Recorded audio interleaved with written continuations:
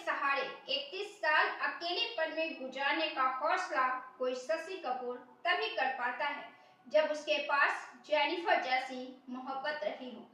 शशि कपूर एक ऐसे भारतीय हैं जिन्हें पहली बार अंतर्राष्ट्रीय स्तर पर सराहा गया है। आज इस वीडियो में हम उनसे जुड़े जिंदगी के कुछ खास बातों का जिक्र करेंगे।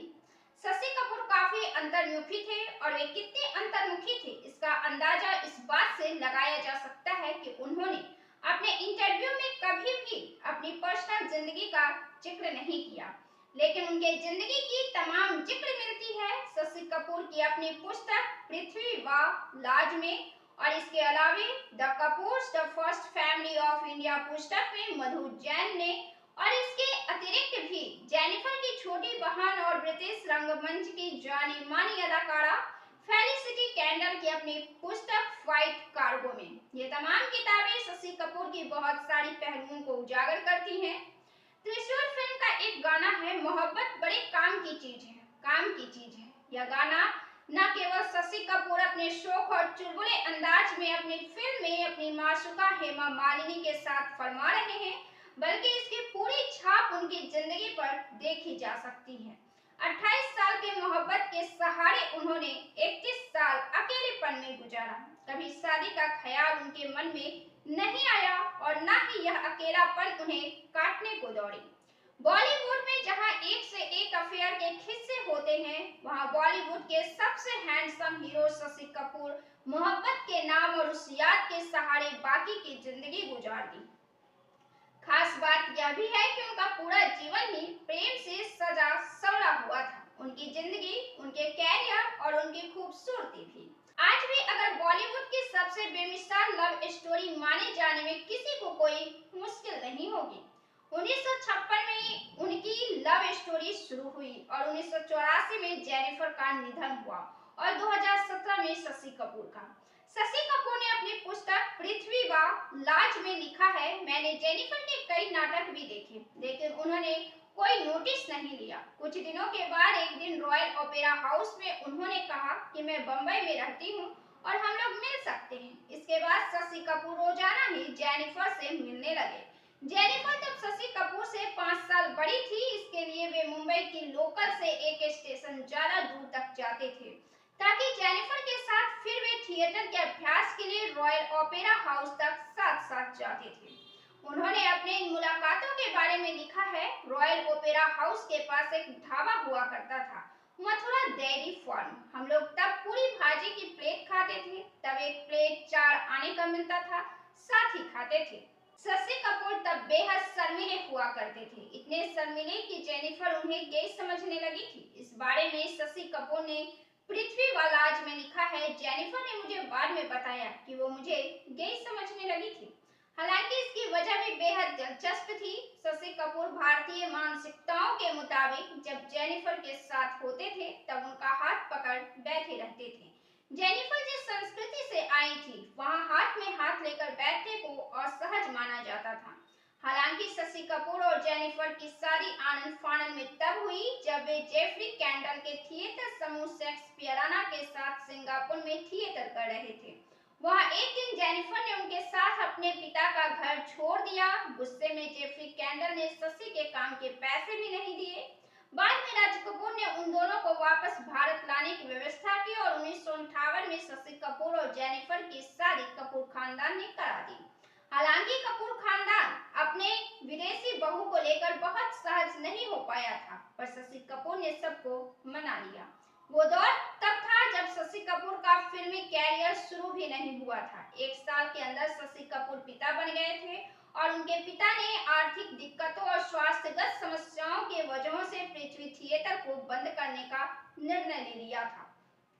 लिहाजा शशि कपूर के पास कोई काम नहीं था, लेकिन जेनिफर के साथ ने उन्हें गढ़ना शुरू कर दिया था। जेनिफर ने इसके लिए अपना थिएटर प्रेम को भी कुर्बान कर दिया था। The Kapoors the first family of India पुस्तक में मधु जैन ने कपूर परिवार के पूरे सफर का दस्तावेज तैयार किया है। इस पुस्तक में मधु जैन लिखती हैं कि जेनिफर ने शशि कपूर के जीवन को इस कदर संवारना शुरू किया कि वे कपूर परिवार के इकलौते अनुशासित शख्स बन गए थे।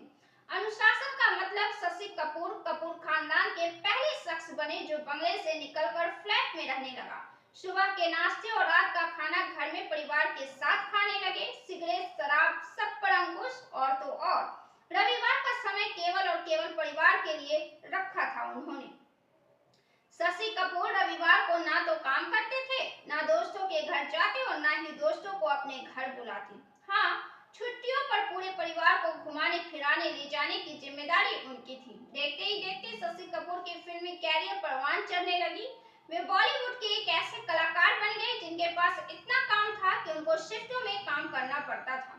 इसी वजह से राज कपूर उनको टैक्सी कहने लगे थे। कपूर खानदान अपने मोटापे के लिए मशहूर थे, लेकिन शशि कपूर छरहरे बने रहे।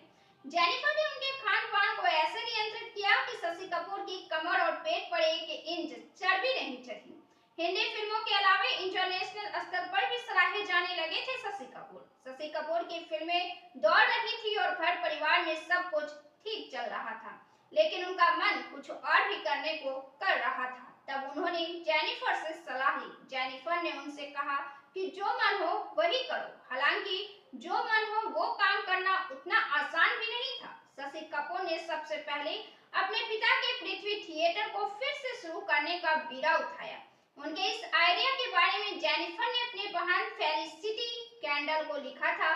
शशि पागल हो गए हैं, वो थिएटर शुरू करना चाहते हैं।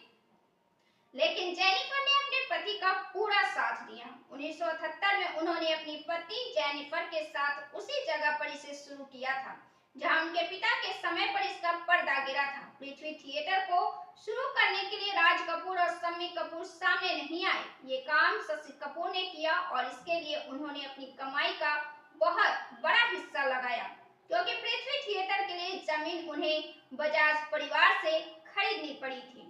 इस जमीन पर पृथ्वी थिएटर के निर्माण की एक बारीकी को जेनिफर ने ही संभाला और जब पृथ्वी थिएटर बनकर तैयार हुआ था तब उस तरह का थिएटर मुंबई में वो इकलौता था। इस थिएटर में हर नाटक का शो देखने शशि कपूर और जेनिफर साथ ही पहुंचते थे। हमेशा टिकट खरीद कर देखते थे। इन सब कामों को कर भरे शशि कपूर रहे थे, लेकिन इन सब के पीछे जेनिफर एक ताकत की तरह लगी हुई थी।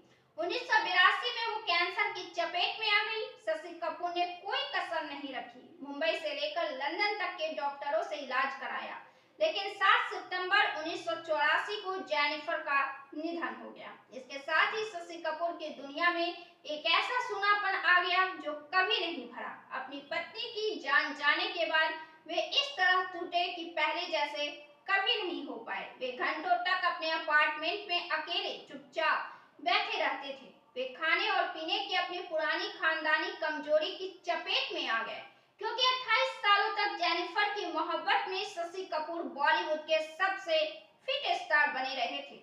वहीं उनके निधन के बाद उनका मोटापा बढ़ने लगा। उन्होंने फिर कभी अपना ध्यान नहीं रखा। शशि और जेनिफर एक दूसरे से कितनी मोहब्बत करते थे या बाद में उनकी कितनी कमी महसूस करते थे, इन सब के बारे में 1951 में इंडिया टुडे के लिए दिए एक इंटरव्यू में उनसे कई बार यह सवाल पूछा गया, लेकिन हर बार शशि कपूर ने यही कहा, वो मेरा जाति मसला है, मैं उस बारे में कुछ नहीं बोलूंगा, एक लाइन भी नहीं बोलूंगा। 28 साल के प्यार के सहारे 31 साल अकेलेपन में गुजारने का हौसला कोई शशि कपूर तभी कर पाता है जब उसके पास जेनिफर जैसी मोहब्बत रही हो। आपको यह वीडियो कैसा लगा कमेंट कर जरूर बताएं। वीडियो को लाइक करें, शेयर करें और चैनल को सब्सक्राइब जरूर से कर लें। बहुत बहुत